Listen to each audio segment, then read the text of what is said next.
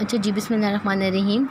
अब चूँकि हमने पहली वीडियो में सीख लिया कि इंटीग्रेशन का मतलब क्या होता है और हमने एक दो सवाल भी कर लिए, एक दो नोट भी कर लिए। अब हम कुछ क्वेश्चंस करने जा रहे हैं, उसके बाद हम उसकी प्रॉपर्टीज़ पे थोड़ी सी गौर व फ़िक्र करेंगे। अब तो पहला सवाल है x10 है, इसका एंटी डेरिवेटिव अगर आपको कहे कि x10 dx को फाइंड करें या इवालुएट करें तो आप लोग इसको करेंगे ख़ुद ही। तो मैं यहाँ पे डायरेक्ट कर रही हूँ क्योंकि हम पढ़ चुके हैं, तो हम इसको डायरेक्ट करते हैं, ठीक है। तो आपको पता होगा कि x वेरिएबल है तो इसकी पावर जो है डेरिवेटिव में तो डिक्रीज़ होती है, इंटीग्रेशन में इसकी पावर इंक्रीज़ होगी और ये उसी पावर पे डिवाइड होगा। यस, तो इसका आंसर आपके पास आता है x11/11, ठीक है। ये याद रखें कि अभी एक चीज़ मैंने आप लोगों को सारे क्वेश्चंस में नहीं सिखाई है। वो चीज़ ये है कि आप लोग जब इंटीग्रेशन लिखते हैं तो प्लस सी लिखते हैं। इस प्लस सी का क्या कंसेप्ट है? इस प्लस सी का ये कंसेप्ट है कि लेट्स से मैं आपको कहूँ कि x11/11 प्लस 20 का डेरिवेटिव लें, ठीक है। तो प्लस 20 का डेरिवेटिव आप लोग लेंगे इसका, तो आपके पास आ जाएगा 11 नीचे लेकर आओगे 1/11 कॉमन, और इसमें आप 11 नीचे लेकर आएंगे, 11 में से 1 माइनस करेंगे तो 10 आ जाएगा, और d/dx और 20 का डेरिवेटिव आपके पास आएगा 0। तो आपके पास यहाँ पर आएगा 11/11, ठीक है, 11/11, ठीक हो गया। 11/11 x10 और ये कट जाएगा तो आपके पास x10 आता है। बेसिकली अगर आपके पास 30 होता, 40 होता, 50 होता, 60 होता, मतलब इन शॉर्ट दुनिया जहान का कोई भी नंबर आपके पास यहाँ पर होता है ना, तो फिर भी आपके पास इसका डेरिवेटिव क्या आता है? x10 आता है, ठीक हो गया। तो यहाँ पे कहता है कि हमें तो ये तो पता है कि वेरिएबल का कौन सा पावर था और वो किस पे डिवाइड था, लेकिन वो कांस्टेंट हमें नहीं पता। वो दुनिया में कोई भी कांस्टेंट हो सकता है कि वो हमें नहीं पता कि वो क्या था, ठीक है। तो ये सिर्फ आपको फर्स्ट टर्म बता सकते हैं, कांस्टेंट वाली टर्म नहीं बता सकता। इन शॉर्ट अगर आपके पास यहाँ पर अगर लेट्स से मैं अब आपको कहूँ x² प्लस x का डेरिवेटिव लें तो आपके पास 2x + 1 आएगा। लेकिन अगर मैं आपको कहूँ कि x² प्लस x + 5 का डेरिवेटिव लें तो आप देखते हैं यहाँ से आता है 2x + 1, तब भी 2x + 1 आता है। तो इन शॉर्ट यहाँ पे प्लस कुछ भी हो सकता है, तब भी आपके पास 2x + 1 आएगा। क्योंकि डेरिवेटिव में वो चीज़ की हो जाती है 0। तो अब हमें क्या पता कि x11/11 का हम डेरिवेटिव लें तो x10 आता है, उसके साथ कुछ और भी चीज़ प्लस करें, +2 करें, +20, तो तब भी उसका डेरिवेटिव क्या आता है? x10। तो x10 बहुत सारे फंक्शंस का डेरिवेटिव हो सकता है अगर प्लस कांस्टेंट तो अगर हम कोई भी नंबर ऐड करें, तो इसलिए हम इसको +c लगा देते हैं कि यहाँ पे कांस्टेंट भी आता है, ठीक है। ये आपके पास है रफ़ वर्क में। अगर आप लोग इसको लिखने की ज़रूरत आपको नहीं है, सिर्फ आपको समझा रही थी। मैं दोबारा ये समझा देती हूँ कि अगर हम x11/11 प्लस 20 का डेरिवेटिव लेंगे ना, तो 11 तो नीचे ही है, तो इसमें वो डेरिवेटिव अप्लाई करें, पावर नीचे, पावर में से 1 माइनस करेंगे, पावर के बगैर डेरिवेटिव। 20 का डेरिवेटिव होता है 0। मैं आप लोगों को ये चीज़ सिखा चुकी हूँ, आप लोगों को ये इसलिए मैंने डायरेक्ट किया, ठीक है। मुझे पता है आप लोगों को ये चीज़ समझ आई हुई है। तो 11 कट जाएगा, x10 आ जाएगा, और प्लस 0 तो ख़त्म हो गया, x10 आता है इसमें। आपके पास अगर 30 भी होता तब भी x10 आता है, क्योंकि उसने 0 हो जाना है। प्लस 50 भी होता है तब भी x10 आता है। तो इन शॉर्ट यहाँ पे x10 बहुत सारे फंक्शन का डेरिवेटिव है, ठीक है। 5-6 तो मैंने ख़ुद भी बता दिया। तो इन्फिनिट फंक्शंस का डेरिवेटिव है। अच्छा, अगर मैं आपको कहूँ कि √x dx की इंटीग्रेशन ले ले, तो आप लोग ले सकते हैं? यस, ले सकते हैं, ठीक है। तो कैसे लोगे आप लोग इसकी इंटीग्रेशन? बेसिकली आपको पता है कि √ की पावर होती है 1/2, तो पावर इंक्रीज़ करते हैं हैंड, उसी पावर पे आप लोगों ने क्या करना होता है? डिवाइड करना होता है। x 3/2 और 3/2, आपको पता है कि 3/2 कहाँ से आता है, ठीक है, वो समझाने की ज़रूरत नहीं है। ये 2 पर जाएगा क्योंकि डबल डिवीज़न जब आती है तो 2 पर चला जाता है। 2/3 x 3/2, ये इसका हो गया आंसर।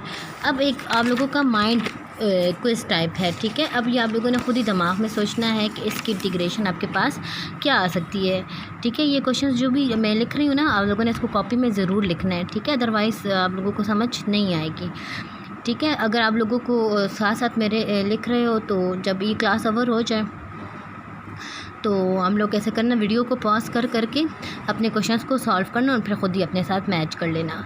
अच्छा, 1/x, थोड़ा सा माइंड में सोचें, कोई ऐसा फार्मूला था, कोई ऐसा फंक्शन था कि जिसका डेरिवेटिव जो आता है 1/x, तो सोचो सोचो सोचो सोचो, तो आपको पता होगा कि log ऑफ x का डेरिवेटिव 1/x आता है। तो हम प्लस सी भी लगाते हैं। याद रखें, जब भी जो भी इंटीग्रेशन करें आपने प्लस सी ज़रूर लगाना है। ठीक हो गया। तो ये छोटा सा क्वेश्चन है बट इसमें माइंड की गेम थी, वो आपको आनी चाहिए। ठीक है, अगर आप लोग इसको बाय पावर रूल सॉल्व करेंगे तो ज़िंदगी में सॉल्व नहीं होगा। ठीक है, नेक्स्ट आपको मैं एक होमवर्क दे देती हूँ कि आप लोग इसको सॉल्व कर लें। लेट्स से होमवर्क ये है कि आप लोग किसका डेरिवेटिव इंटीग्रेशन मालूम करें। सॉरी, मैं बार बार डेरिवेटिव कह रही हूँ क्योंकि हमने इससे पहले डेरिवेटिव पढ़ा था ना, तो इसलिए इसका आपने क्या करना है, इंटीग्रेशन मालूम करनी है। ठीक है, इसका मैं आपको आंसर बताती चलूँ। इसका आंसर आता है x4/4 x2/2 प्लस x। ये इसका आंसर है। अच्छा लड़कियों, ये इसका आंसर है। अच्छा जी, अब हम जाते हैं अपने दूसरे सवाल पर कि दूसरा सवाल क्या है। एक सवाल आपको एज असाइनमेंट और देना चाहूँगी मैं, वो है 5x³ - 2/x² dx। हिंट मैं आपको ये देती हूँ कि ये x2 ऊपर जाएगा ना, ये -2 हो जाएगा। मैं इसका आंसर भी साथ साथ लिख देती हूँ, 5x4/4 - 2x -1/-1। ये माइनस माइनस इसके साथ, सॉरी, माइनस माइनस इसके साथ प्लस भी हो सकता है। ठीक है, तो इसके दो आंसर्स हो सकते हैं। दो आंसर नहीं, इनके बाद सिंप्लीफिकेशन होती है, तो इसका आंसर आ जाएगा 5x4 + 2/x। ये आंसर है इसका। ठीक है लड़कियों, ये मैंने डायरेक्ट सॉल्व कर लिया है। आप लोग इसको देख लो, ये हिंट्स हैं। ठीक है, आप लोगों के लिए ये हिंट्स हैं। आप लोगों ने प्रॉपर तरीके से करना है। किस मेथड को फॉलो करना है आप लोगों ने, ये इस मेथड को फॉलो करते हुए दोनों क्वेश्चंस को सॉल्व करना है। ठीक है, इंटीग्रेशन अलग, फिर दूसरे पे अलग, and this and that and all that. ठीक है, अच्छा जी, अब हम आते हैं अपने दूसरे सवाल पर कि हमें कहते हैं कि इसका इंटीग्रेशन मालूम करें। ठीक है, इंटीग्रेशन अगर हमें आपको कोई केस का मालूम करें, फॉर एग्ज़ाम्पल EX का इंटीग्रेशन, तो आपको पता है कि EX का इंटीग्रेशन क्या आता है, डेरिवेटिव क्या आता है, EX ही आता है। तो EX जब भी आपको नज़र आएगा आपने EX ही लिखना है प्लस C आंसर। लेकिन अभी हमने जब पढ़ा था कि आपको E2X हो गया, E2X + 1 या कुछ भी बला आ गई इसमें, तो मैं आपको ये बता दूं कि जब इस तरह के क्वेश्चंस का आप लोग इंटीग्रेशन लेते हैं ना, तो डेरिवेटिव लिया करते थे तो E2X तो लिखते थे साथ वापस, लेकिन साथ में d/dx 2x लिखते थे। अब यहाँ पर ना आप लोगों ने क्या करना है, वहाँ पे वो मल्टीप्लाई करते थे ना, इंटीग्रेशन पे आप लोग क्या करेंगे, डिवाइड करेंगे। अब 2x का डेरिवेटिव क्या आता है, 2x का डेरिवेटिव क्या आता है भाई, 2x का डेरिवेटिव आता है 2, वो आपने यहाँ पर लिखना है। ठीक है, इस तरह सिंपल क्वेश्चन का पूरा ऊपर बड़ा फंक्शन हो तो तब उसका तरीका नहीं होगा। यहाँ पे ये सिंपल 2x हो, 3x हो, 4x हो, 5x हो, 10x हो, नंबर वाला x हो, तो आप लोगों ने उस पर नंबर पे डिवाइड करना। 2 है तो यहाँ पे भी नीचे डिवीजन में 2 आएगा। ठीक है, अब प्रॉपर्टीज़ को थोड़ा सा पढ़ लेते हैं। ठीक है, तो उसके बाद हम आगे अपने और क्वेश्चंस को फॉलो करते हैं। और अभी मैं उस पर ट्रिग्नोमेट्रिक फंक्शन पे नहीं जा रही और ना ही प्रोडक्ट पे जा रही हूँ, तो कुछ इस तरह के लीनियर फंक्शंस, मतलब सिंगल फंक्शंस कर लेते हैं, लीनियर नहीं सॉरी सिंगल फंक्शंस कर लेते हैं। उसके बाद हम जो है ना अपने उस पे जाते हैं प्रोडक्ट वगैरह पे और उस पर ट्रिग्नोमेट्री पे।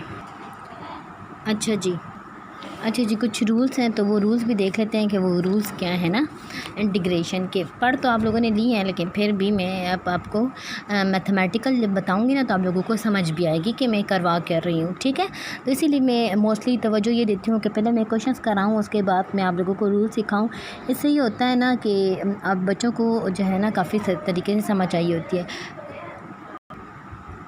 अच्छा, तो अब आपके पास है लेट से ये है रूल नंबर 1, इसको कह दो। ठीक है, रूल नंबर 1, 2 जो भी आप लोगों का वो हो। ठीक है, जिस तरह डेरिवेटिव के रूल्स हैं ना, इसी तरह इंटीग्रेशन के भी रूल हैं।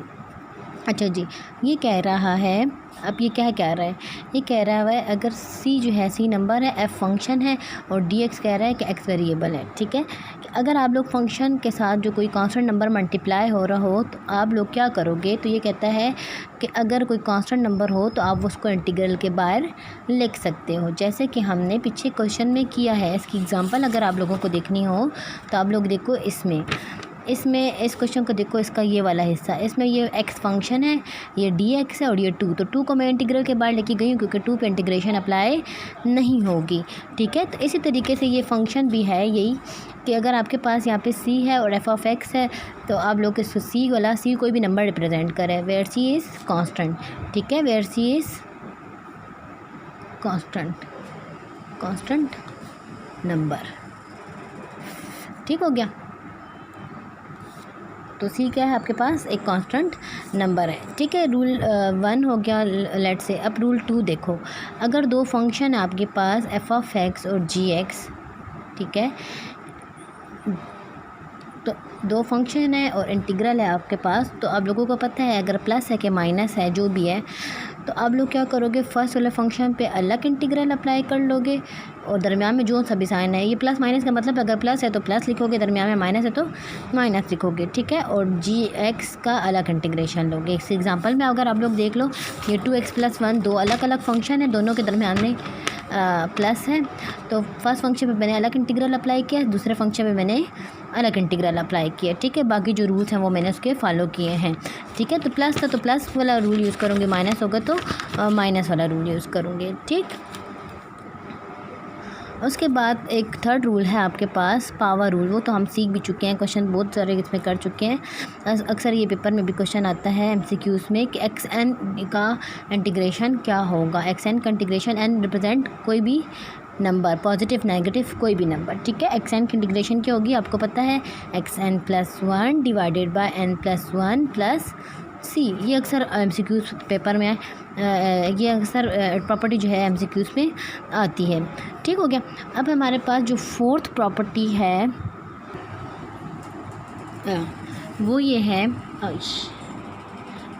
है आपके पास कि अगर आपके पास हो सी डी एक्स, कॉन्स्टेंट की इंटीग्रेशन क्या होगी पूछ रहे हैं आपसे, तो आपको पता है कांस्टेंट बाहर चला जाएगा, 1 dx अंदर रह जाएगा और आपके पास रह जाएगा 1 नहीं तो खाली dx भी रह जाएगा, तो आपके पास आ जाएगा cx इसका आंसर, cx + c इसका आंसर। c ये वाला स्टार्ट वाला c, कोई भी नंबर हो सकता है, तो यहाँ पे भी कोई भी नंबर हो सकता है। ठीक है, तो ये इसका हो गया आंसर।